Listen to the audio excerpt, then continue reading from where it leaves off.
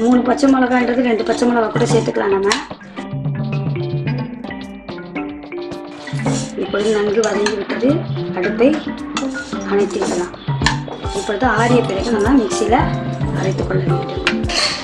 வறுத்து வைத்த இந்த கொத்தமல்லி வந்து நம்ம இதில் போட்டுக்கலாம்.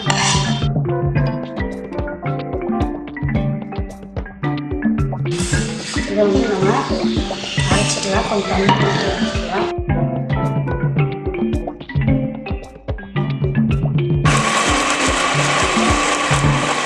புதினா கொத்தமல்லி துவையல் அரைத்தாகிவிட்டது.